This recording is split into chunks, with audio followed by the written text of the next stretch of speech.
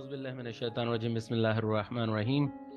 अस्सलाम वालेकुम dear students, आज हम शुरू कर रहे हैं अपना नया टॉपिक जो कि आपके चैप्टर नंबर 5 से ताल्लुक़ रखता है और ये एक बहुत ही इम्पॉर्टेंट क्वेश्चन है। ये मेरा बहुत पसंदीदा क्वेश्चन है। ये सवाल ना सिर्फ आपके हर साल आपके पेपर में आता है, बल्कि अगर आप इसको बहुत अच्छे से समझ लेते हैं बैंक रिकन्सिलिएशन स्टेटमेंट को, तो आप इसको अपनी प्रैक्टिकल लाइफ में भी, यानी कहीं पर अगर आप अकाउंटेंट के तौर पर जॉब कर रहे हैं तो वहाँ पर भी आप इसको अप्लाई कर सकेंगे। बैंक रिकन्सिलिएशन स्टेटमेंट से मुतालिक एक प्रोफेशनल अकाउंटेंसी के कोर्स के हवाले से हमारी कुछ और वीडियोस भी हैं जिनका लिंक हम डिस्क्रिप्शन में शेयर कर देंगे। आप वहाँ से उनका लिंक देख सकते हैं।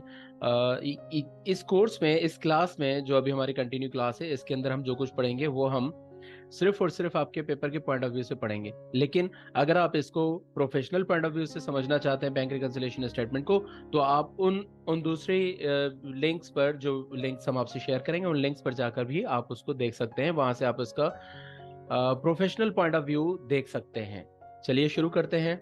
जब हम इस चैप्टर को कंप्लीट कर लेंगे, जब हम इसको बैंक रिकन्सिलिएशन स्टेटमेंट को समझ लेंगे, इसको कंप्लीट कर लेंगे, तो आप इस काबिल हो जाएंगे कि आप उन डिफरेंसेस को समझ सकें जो बैंक रिकन्सिलिएशन और कैश बुक के दरमियान में आते हैं। मतलब वो डिफरेंसेस क्या क्या होते हैं, उनके क्या रीजंस होते हैं जो कैश बुक और बैंक स्टेटमेंट के बैलेंस में फ़र्क का बायस बनते हैं। फिर आप इस चीज़ को भी आइडेंटिफाई कर सकेंगे कि बैंक रिकन्सिलिएशन स्टेटमेंट बनाने का मकसद क्या होता है। आप मुख्तलिफ किस्म की बैंक रिकन्सिलिएशन स्टेटमेंट्स को भी समझ सकेंगे और आप खुद से बैंक रिकन्सिलिएशन स्टेटमेंट बना भी सकेंगे। बेसिकली बैंक रिकन्सिलिएशन स्टेटमेंट कोई मैंडेटरी डॉक्यूमेंट नहीं होता। देखिए, कुछ डॉक्यूमेंट्स ऐसे होते हैं अकाउंटिंग के अंदर जो मैंडेटरी होते हैं। मसलन journal ledger, cash book, journal, ये सब आपके मैंडेटरी डॉक्यूमेंट्स होते हैं। हर एक अकाउंटिंग प्रोसीजर के अंदर हमने ये डॉक्यूमेंट्स लाजमी बनाने ही होते हैं। इसी तरह फाइनेंशियल स्टेटमेंट है, हमारी इनकम स्टेटमेंट है, बैलेंस शीट है, ये सारे ऐसे डॉक्यूमेंट्स हैं जो मैंडेटरी डॉक्यूमेंट्स हैं, लाजमी हमने बनाने होते हैं। लेकिन बैंक रिकन्सिलिएशन कोई मैंडेटरी डॉक्यूमेंट नहीं होता, इसीलिए ये आपको अकाउंटिंग साइकिल में भी नजर नहीं आएगा। अच्छा, ये मैंडेटरी क्यों नहीं होता? क्योंकि जरूरी नहीं कि हर बैंक, हर कंपनी जो है वो बैंक यूज कर रही हो। बहुत सारे बिजनेसेस ऐसे होते हैं जो सिर्फ और सिर्फ कैश बेसिस पे चलते हैं, वो बैंक यूज नहीं करते, यानी बैंक के अंदर उनका कोई अकाउंट नहीं होता, तो इसलिए ये मैंडेटरी डॉक्यूमेंट नहीं होता। अच्छा, बैंक रिकन्सिलिएशन बेसिकली होती क्या है और ये किस काम आती है? देखिए, आपने अभी कैश बुक बनाना सीखी है पिछली क्लासेस में। कैश बुक में हमारे पास कैश का कॉलम होता है और बैंक का कॉलम भी होता है। अब बैंक के कॉलम में जब हम मंथ एंड करते हैं तो हमारे पास एक पर्टिकुलर बैलेंस आ रहा होता है, एंडिंग बैलेंस आ रहा होता है। मसलन किसी पर्टिकुलर मंथ में अगर हमारे पास पूरे महीने में जो बैंक के अंदर जो पेमेंट्स रिसीव हुई हैं वो है 25,000 रुपये, और जो हमने बैंक में से पेमेंट्स की हैं वो है 10,000 रुपये। तो इसका मतलब अब हमारे पास एंडिंग बैलेंस आएगा 15,000 रुपये। तो अगर ये 15,000 रुपये जो हमारे पास आ रहा है, अगर बैंक भी यही 15,000 रुपये शो करे, फिर तो कोई मसला ही नहीं है। जितना बैलेंस हम अपने पास शो कर रहे हैं उतना ही बैलेंस बैंक वाले भी बता रहे हैं कि हमारे अकाउंट में मौजूद है। लेकिन आमतौर पर ऐसा होता नहीं। कुछ रीजंस की वजह से हम जो बैलेंस अपने पास मेंटेन कर रहे होते हैं वो बैलेंस, और जो बैंक अपने पास जो बैलेंस मेंटेन कर रहा होता है, वो दोनों डिफरेंट होते हैं। अब वो रीजंस हम यहाँ पर पढ़ेंगे। अच्छा, ये आपके सामने स्क्रीन पे जो भी आ रहा है, ये बैंक रिकन्सिलिएशन स्टेटमेंट का एक पैटर्न है, एक फॉर्मेट है। बैंक रिकन्सिलिएशन को आप इस तरह भी डिफाइन कर सकते हैं कि बैंक रिकन्सिलिएशन में एक तरफ आपके बिजनेस का बैलेंस होता है और दूसरी तरफ आपके बैंक का बैलेंस होता है। बिजनेस का जो बैलेंस होता है या बिजनेस का जो बुक होती है वो कहलाती है बैंक लेजर, और बैंक की जो बुक होती है वो कहलाती है बैंक स्टेटमेंट। हम इन दोनों को टैली करते हैं। अपने बैंक लेजर को, यानी हमने जो बनाया होता है बैंक लेजर, या हमने कैश बुक के अंदर जो एंट्रीज की होती हैं, उसको हम टैली करते हैं बैंक स्टेटमेंट से। हर महीने के आखिर में हम बैंक से रिक्वेस्ट करते हैं कि जी हमें इस महीने की स्टेटमेंट दे दें। वो स्टेटमेंट हमारे पास आ जाती है। फिर हम इन दोनों डॉक्यूमेंट्स को आपस में टैली करते हैं। अब जहां जहां इन डॉक्यूमेंट्स में एरर्स होती हैं, जहां जहां इन डॉक्यूमेंट्स में आपस में टैली नहीं हो रहे होते, उनको हम सही करते हैं। अगर वो एरर्स बैंक लेजर के अंदर होती है तो हम वहां पर एडजस्टमेंट करते हैं, और अगर ये एरर्स बैंक स्टेटमेंट में होती हैं तो हम अपने बैंक को कहते हैं कि जी आपने कुछ एरर्स किए हैं, आप उनको सही कर लें। उनको हम इन्फॉर्म करते हैं कि फिला फिला जगह पर आपने ये गलतियां की हुई हैं, इनको आप सही कर लें। जब ये दोनों एडजस्ट हो जाते हैं, एरर्स एडजस्ट हो जाती हैं, तो हम उसको रिकंसाइल कर लेते हैं। फिर जो बैलेंस हमारे पास शो हो रहा होता है वही बैलेंस बैंक स्टेटमेंट में भी शो हो रहा होता है। बैंक रिकंसिलिएशन को बनाने का पर्पस, इसके बनाने का पर्पस देखते हैं कि bank reconciliation is there to compare your records to those of your of your banks. It checks if there are any two different sets of records for you and the bank in cash transaction. The ending balance of your version will be called the book balance and the bank's version of the same is called the bank balance। यानी जो हमारे पास जो ending balance आ रहा होता है cash book में, bank का जो एंडिंग बैलेंस आ रहा होता है उसको हम कहते हैं बुक बैलेंस, ठीक है। और जो बैंक के अंदर, बैंक से जो हम स्टेटमेंट मंगवाते हैं उसमें बैंक जो बैलेंस शो कर रहा होता है उसको हम कहते हैं बैंक बैलेंस, या उसको पासबुक बैलेंस भी कहा जाता है। जैसे अभी थोड़ी देर पहले मैंने आपको बताया कि हम जब भी बैंक से बैंक स्टेटमेंट मंगवाते हैं तो आमतौर पर हमेशा ही हमसे डिफरेंट होती है। मतलब हमारे पास जो बैलेंस आ रहा होता है बैंक स्टेटमेंट के अंदर उसका बैलेंस कुछ और आ रहा होता है, डिफरेंट बैलेंस आ रहा होता है। और इसके बहुत सारे रीजंस होते हैं, उन रीजंस को अभी हम आगे चल के डिस्कस करेंगे। लेकिन आमतौर पर ये हमेशा ही डिसएग्री कर रहे होते हैं, कभी भी आपस में एग्री नहीं होता। इसके क्या क्या रीजंस हैं, उनमें से कुछ रीजंस ये हैं। सबसे पहले नंबर पर डिपॉजिट इन ट्रांसफर। फर्ज करें कि आपने कुछ अमाउंट आपने बैंक में जमा करवाया है लेकिन वो अभी तक आपके अकाउंट में पहुंचा नहीं। मसलन आपने, आपके अकाउंटेंट ने 29 तारीख को कैश निकाला और 29 तारीख के शाम को अपने कैशियर को दे दिया कि जी ये कल जाकर आपने जमा करा देना है। अगले दिन यानी 30 तारीख को कैशियर आया ही नहीं। 30 तारीख को जब हमारा कैशियर नहीं आया और उसने अकाउंट में पैसे जमा नहीं करवाए तो मंथ गुजर गया।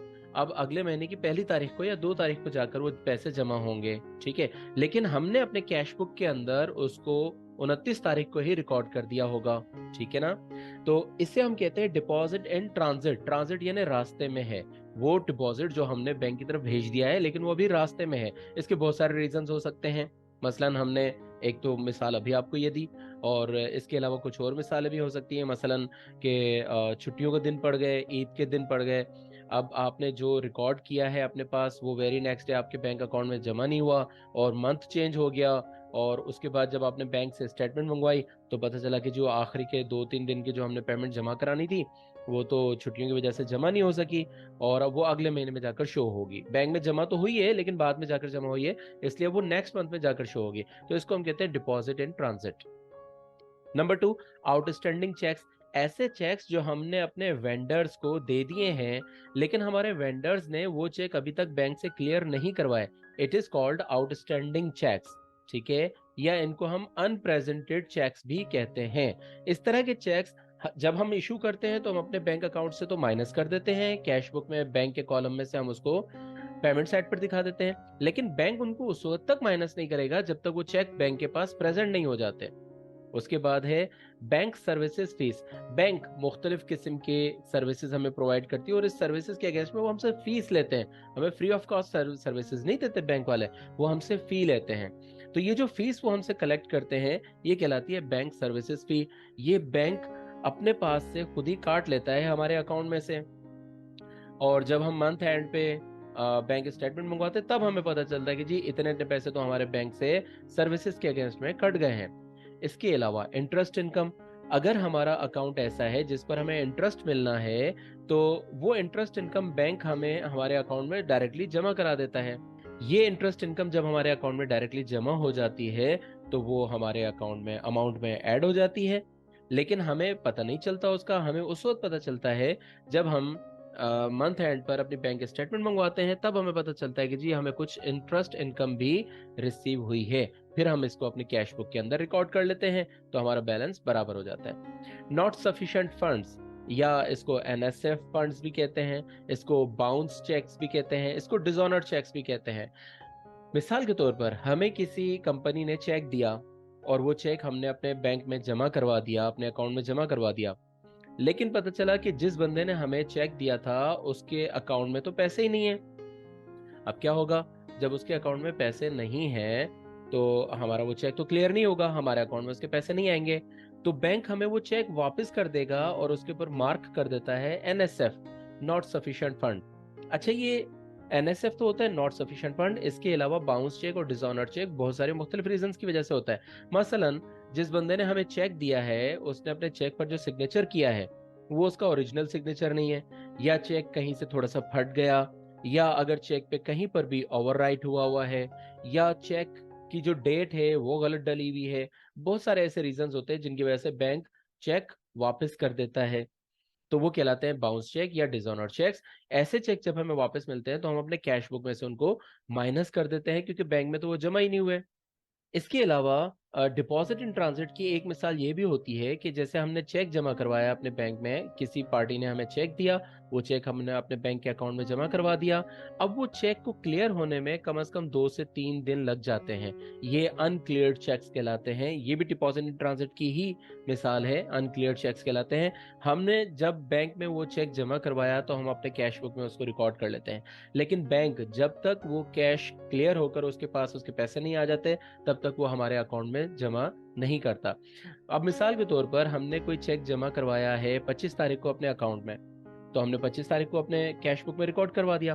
बैंक ने उस चेक को बैंक उस चेक को आगे भेजेगा, जिस बैंक का वो चेक है या जिस भी कंपनी का वो चेक है उनके अकाउंट में भेजेगा और वहां से क्लियरेंस करवाएगा।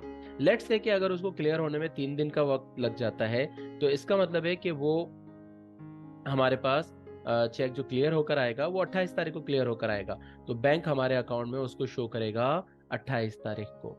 इसके अलावा एक रीजन और भी होता है। अब मिसाल के तौर पर हमारा कोई कस्टमर है और उसने डायरेक्टली हमारे अकाउंट में डिपॉजिट करवा दिया, और बैंक ने भी हमें उसके बारे में इंफॉर्मेशन नहीं दी, कस्टमर ने भी उसके बारे में इंफॉर्मेशन नहीं दी, तो ये अमाउंट भी हमें उस वक्त पता चलेगा, डायरेक्ट डिपॉजिट का अमाउंट उस वक्त पता चलेगा जब हम बैंक स्टेटमेंट मंगवाएंगे। उस वक्त हमें पता चलेगा कि जी ये पेमेंट तो हमारे अकाउंट में जमा हो गई है, और अब इसका जो है हम अपने कैश बुक के अंदर रिकॉर्ड करेंगे तो हमारा बैलेंस बराबर हो जाएगा, इक्वल हो जाएगा बैंक के बैलेंस के। ये जो सारे रीजंस अभी हमने बयान किए कि बैंक और कैश बुक के बैलेंसेस के दरमियान में जो डिफरेंसेस आते हैं, उन डिफरेंसेस को आप इस तरह भी शो कर सकते हैं। नंबर 1 में जो आपका कॉज लिखा हुआ है कि cheque book issued but not yet presented for payment, हमने चेक इशू किया है लेकिन वो अभी तक प्रेजेंट नहीं हुआ बैंक के लिए, बैंक में पेमेंट के लिए, तो कैश बुक के अंदर इसका क्या इफेक्ट आएगा और पासबुक के अंदर इसका क्या इफेक्ट आएगा, इसको हम देखते हैं। कैश बुक के अंदर इसकी एंट्री ऑलरेडी मेड है, एंट्री इज मेड बन चुकी है और बैलेंस जो है वो डिक्रीज हो चुका है। पासबुक के अंदर इसकी एंट्री अभी नहीं हुई है क्योंकि वहां पर चेक जो है वो प्रेजेंट नहीं हुआ, तो no entry is made till cheques are presented for payment, और बैलेंस जो है वो सेम रहेगा जब तक ये चेक प्रेजेंट नहीं हो जाता। दूसरा रीजन देखें, checks deposited into the bank but not yet cleared, हमने चेक डिपॉजिट करवाया है लेकिन ये अभी तक क्लियर नहीं हुआ, अनक्लियर्ड चेक्स है, ठीक है। इसकी भी एंट्री हमने कैश बुक के अंदर कर दी है और बैलेंस इसकी वजह से हमारा इंक्रीज हो गया है, लेकिन पासबुक के अंदर इसकी एंट्री उस वक्त तक नहीं होगी जब तक चेक क्लियर नहीं हो जाता। चेक क्लियर होकर बैंक वालों के पास उसका कैश आ जाएगा तब वो हमारे अकाउंट में कैश को ऐड करेंगे, इसलिए जब तक ये एंट्री नहीं करते उस वक्त तक बैलेंस उनका सेम एज बिफोर रहेगा। अच्छा, एक और तीसरा रीजन है interest allowed by the bank, अगर बैंक ने आपको इंटरेस्ट अलाउ किया है तो कैश बुक पे क्या इफेक्ट आएगा। कैश बुक के अंदर हमने कोई एंट्री नहीं की इसकी अभी तक, ठीक है, जबकि पासबुक के अंदर इसकी एंट्री हो चुकी है और वहां पर बैलेंस इंक्रीज हो चुका है। कैश बुक के अंदर हमने ये एंट्री नहीं की, इसलिए इसका बैलेंस अभी तक सेम है एज बिफोर। कुछ और कॉजेज हैं, interest and expenses charged by the bank, अगर बैंक जिस तरह उसने इंटरेस्ट दिया है इसी तरह अगर वो इंटरेस्ट चार्ज करता है, हमसे ले लेता है, और या कोई दूसरे एक्सपेंसेस जिस तरह बैंक सर्विस चार्जेस के एक्सपेंसेस अगर वो हमारे अकाउंट से ले लेता है, इसका क्या इफेक्ट होगा। देखिए कैश बुक के अंदर देखें अभी तक कोई एंट्री नहीं हुई है जिसकी वजह से उसका बैलेंस एज बिफोर है, सेम एज बिफोर है, जबकि पासबुक के अंदर इसकी एंट्री हो चुकी है और अब वहां पर उसका बैलेंस जो है वो डिक्रीज हो चुका है, ठीक है। अब 5वें नंबर पे हम कह रहे हैं interest and dividend collected by the bank, bank ने हमारे बिहाफ पर किसी और कंपनी से इंटरेस्ट या डिविडेंड कलेक्ट किया है। अब इसकी एंट्री भी पासबुक के अंदर बैंक ने जब कलेक्ट कर लिया तो उसने अपने पास एंट्री कर ली और उसको हमारे अकाउंट में इंक्रीज कर दिया, तो हमारा बैलेंस इंक्रीज हो गया, लेकिन क्योंकि हमें उसकी इंफॉर्मेशन नहीं हुई है तो इसलिए कैश बुक के अंदर उसकी कोई एंट्री नहीं हुई और वहां पर बैलेंस जो है वो सेम एज बिफोर रहेगा। नंबर 6 पर है direct payment by the bank, insurance premium, पे ऑर्डर्स और एनी अदर एक्सपेंसेस। बाज़ वक़्त हम क्या करते हैं, हमने कुछ पेमेंट्स करनी होती है मंथली बेसिस पर या क्वार्टरली बेसिस पर या हाफ ईयरली या ईयरली बेसिस पर। तो हम बैंक को एक इंस्ट्रक्शन दे देते हैं कि भाई ये जो पेमेंट जानी है ये फ़लाँ फ़लाँ डेट पर आपने डायरेक्टली हमारे अकाउंट से निकाल लेनी है, हमसे पूछे बगैर। ये डायरेक्ट पेमेंट्स होती हैं जो बैंक हमारी इंस्ट्रक्शंस पर करता है, ठीक है। तो बैंक ने जैसे ही इसकी एंट्री की, वो इसकी एंट्री बना देगा, पेमेंट करने के फ़ौरन बाद इसकी एंट्री बना देगा और हमारा बैलेंस डिक्रीज़ हो जाएगा। लेकिन कैश बुक के अंदर अगर हमने उसकी एंट्री नहीं की उस डेट पर, मसलन हम भूल गए और उसको हमने वहाँ पर एंटर नहीं किया, तो वहाँ पर बैलेंस हमारा सेम एज़ बिफोर रहेगा। एक और रीज़न होता है कि direct payment into the bank by a customer. अगर एक कस्टमर ने डायरेक्टली आपके बैंक अकाउंट के अंदर पेमेंट कर दी है, अगर किसी कस्टमर ने डायरेक्टली हमारे बैंक अकाउंट के अंदर कुछ पेमेंट कर दी है, तो इसका क्या इफेक्ट होगा? कैश बुक के अंदर हमें मालूम ही नहीं है कि हमारे अकाउंट में पेमेंट आई है, किस कस्टमर ने डायरेक्ट पेमेंट की है, तो इसलिए वहाँ पर इसकी एंट्री नहीं बनी और बैलेंस जो है वो सेम एज बिफोर रहेगा। जबकि पासबुक पे यानी बैंक वालों ने अपने पास उसकी एंट्री कर ली है, जैसे कस्टमर ने पैसे पैसे जमा करवाए हमारे अकाउंट में, तो बैंक ने अपने पास उसकी एंट्री कर लेनी है और हमारे बैलेंस को इंक्रीज कर देना है। Dishonour of a bill discounted with the bank. कोई ऐसा बिल है या चेक है जो डिसऑनर हो गया है, जो हमने बैंक में जमा करवाया है, उस सूरत में इसकी एंट्री भी डिसऑनर, अभी मैं आपको बता चुका हूँ थोड़ी देर पहले कि डिसऑनर क्या होता है। डिसऑनर, बाउंस और एनएसएफ तीनों का एक ही इफेक्ट आता है, ठीक है। इस सूरत में क्या होता है कि कैश बुक के अंदर उसकी एंट्री नहीं होगी, नहीं हुई है अभी तक, और वहां पर जो है बैलेंस वो सेम रहेगा, जबकि पासबुक के अंदर इसकी एंट्री हो गई है और हमारा बैलेंस डिक्रीज हो जाएगा। Bills collected by the bank on behalf of customer. अगर बैंक ने हमारे बिहाफ पर कुछ बिल्स कलेक्ट किए हैं, कुछ चेक्स कलेक्ट किए हैं, तो बैंक अपने पास उसकी एंट्री कर लेगा और हमारे बैलेंस को बढ़ा देगा। और लेकिन जब तक हमें बैंक स्टेटमेंट नहीं मिलती उस वक्त तक हमें उसका पता नहीं है, तो हम कैश बुक के अंदर उसकी एंट्री नहीं कर सकेंगे और वहाँ पर बैलेंस एज इट इज़ रहेगा। अच्छा, इनके अलावा अगर कोई दूसरा एरर होता है कैश बुक के अंदर या पासबुक के अंदर, मिसाल के तौर पर कि हमने चेक इशू किया 5,000 रुपए का, बैंक ने गलती से उसकी एंट्री कर दी 50,000 रुपए की, तो इसका मतलब है उसने हमारे अकाउंट से 45,000 रुपए एक्स्ट्रा निकाल दिए हैं। इस तरह के एरर्स को हम बैंक रिकंसिलिएशन स्टेटमेंट के अंदर एडजस्ट नहीं करते, बल्कि इस तरह के एरर्स को हम बैंक को इन्फॉर्म कर देते हैं कि भाई आपने यहाँ पर ये गलती की है, मिस्टेक की है, आप इसको अपने पास सही कर लें। और अगर ऐसी कोई मिस्टेक हमने अपने पास की होगी, तो हम उसको कैश बुक के अंदर खामोशी से सही कर लेंगे, उसके बारे में हम बैंक को नहीं बताएंगे, क्योंकि अपनी गलती हम किसी को नहीं बताते, हम अपनी गलती खामोशी से खुद ही सही कर लेते हैं, ठीक है। तो इस तरह हमारी ये बैंक रिकंसिलिएशन स्टेटमेंट तैयार हो जाती है। बैंक रिकंसिलिएशन स्टेटमेंट की दो फॉर्म्स होती हैं। एक होती है रिपोर्ट फॉर्म। इसमें क्या होता है कि हम किसी एक बैलेंस से शुरू करते हैं, मिसाल के तौर पर बैंक बैलेंस से शुरू करेंगे और उसको कैश बैलेंस पर जाकर ख़त्म करेंगे, ठीक है। और या ऐसे कह लें कि हम इसको कैश बैलेंस से शुरू करेंगे और जो एंडिंग बैलेंस आएगा हमारा वो बैंक बैलेंस के बराबर होगा, ठीक है। ये हमारी होती है रिपोर्ट फॉर्म। ये इसका फॉर्मेट है रिपोर्ट फॉर्म का। आप ऊपर ऊपर देखें, आपका बैलेंस आ रहा है, ठीक है, balance as per bank statement हमने ऊपर लिखा है। फिर इसके अंदर जो चीज़ें ऐड होनी है उनको ऐड कर देंगे, जो चीज़ें माइनस होनी है, डिडक्शन होनी है, उनको डिडक्शंस कर देंगे, और जो हमारे पास एंडिंग बैलेंस बचेगा वो बचेगा balance as per cash book. यानी इन सबको ऐड और लेस करने के बाद जो बैलेंस बचना है वो according to the cash book आ जाएगा लाजमी। इसमें आप उलट भी कर सकते हैं, कैश बुक का बैलेंस ऊपर लिख दें और उसके अंदर कैश बुक के अंदर जितनी चीज़ें एडिशन होनी है, जितनी चीज़ें डिडक्शंस होनी है, उनको एडिशंस और डिडक्शंस कर लें, और फिर आपके पास जो एंडिंग बैलेंस बचेगा वो लाजमी as per the bank statement आएगा। दूसरी होती है कंपैरेटिव फॉर्म। इस फॉर्म में हम क्या करते हैं, इस तरह की बैंक रिकंसिलिएशन के फॉर्म में हम क्या करते हैं, हम पैरेलल लेकर चल रहे होते हैं दोनों बैलेंसेस को, कैश बुक का बैलेंस भी और पासबुक का बैलेंस यानी बैंक अकाउंट का बैलेंस भी, इन दोनों बैलेंसेस को हम साथ साथ लेकर चल रहे होते हैं। दोनों के अंदर जो चीज़ एडिशन होती है उसको एडिशन कर देते हैं, जो डिलीशन होनी होती है उनको डिलीशन कर देते हैं। आमतौर पर हम ये comparative form of bank statement use कर रहे हैं, sorry, comparative form of bank reconciliation statement use कर रहे होते हैं अपने पेपर्स में, ठीक है। तो इसमें जो हमारे पास एंडिंग बैलेंसेस आते हैं वो दोनों एंडिंग बैलेंसेस आपस में मैच हो जाते हैं, टैली हो जाते हैं। इससे हमें पता चल जाता है कि हमारा क्वेश्चन बिल्कुल सही है। ये जो काइंड है बैंक रिकंसिलिएशन स्टेटमेंट की बहुत अच्छी है, क्योंकि इसमें हमारे पास रीचेक आ जाता है कि हमने जो क्वेश्चन सॉल्व किया है वो बिल्कुल सही है, उसके अंदर कोई गड़बड़ नहीं है। अगर कोई गड़बड़ होती है तो हमारा बैलेंस आपस में एडजस्टेड बैलेंसेस जो वो टैली नहीं होते। ये इसका फॉर्मेट है। देखिए हमने इसमें दो कॉलम्स बनाए हुए हैं, एक पासबुक और एक कैश बुक का कॉलम बनाया हुआ है, ठीक है। फिर इसके बैलेंसेस लिख दिए, और जो एडिशंस होनी है बैंक बैलेंस के अंदर उनको लिख दिया, और जो डिलीशंस होनी है बैंक बैलेंस के अंदर उनको यहाँ पर लिख दिया।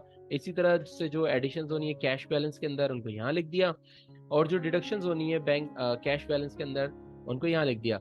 जब हम पासबुक में से सब कुछ ऐड और लेस कर देते हैं तो जो हमारे पास बैलेंस आता है, सेम वही अमाउंट हमारे पास कैश बुक के बैलेंस में ऐड और लेस करने के बाद जो अमाउंट आता है वो दोनों अमाउंट्स आपस में सेम होते हैं। इसको हम कहते हैं एडजस्टेड बैलेंस। अगर ये दोनों अमाउंट्स आपस में सेम नहीं होंगे तो इसका मतलब है कि हमने कहीं ना कहीं गड़बड़ कर दी है कैश बुक बनाने में। एक चीज हमेशा याद रखिएगा, बैंक हमारे लिए एज अ एसेट है, उसकी नेचर ऑफ अकाउंट है एसेट, जबकि बैंक के लिए हम यानी कस्टमर का जो अकाउंट है वो एक लायबिलिटी की नेचर रखता है। तो इसलिए जिस चीज को हम अपने पास डेबिट में रिकॉर्ड करेंगे, बैंक उसको क्रेडिट में ही रिकॉर्ड करेगा, और जिस चीज को हम अपने पास क्रेडिट में रिकॉर्ड करेंगे, बैंक उसको अपने पास डेबिट में रिकॉर्ड करेगा। इसको हमेशा, इस बात को, इस पॉइंट को हमेशा जहन में रखिएगा। अक्सर बच्चे सिर्फ इस एक पॉइंट को भूल जाने की वजह से गलती कर देते हैं और उनकी बैंक रिकंसिलिएशन स्टेटमेंट गलत हो जाती है। जी जनाब, ये हो गई हमारी theory of bank reconciliation statement. इंशाल्लाह अगली क्लास से हम शुरू करेंगे बैंक रिकंसिलिएशन स्टेटमेंट के प्रैक्टिकल क्वेश्चंस। अपना बहुत सारा ख्याल रखें, अपने आसपास रहने वालों का, अपने दोस्तों अजीजों रिश्तेदारों का सबका ख्याल रखें। अल्लाह हाफिज।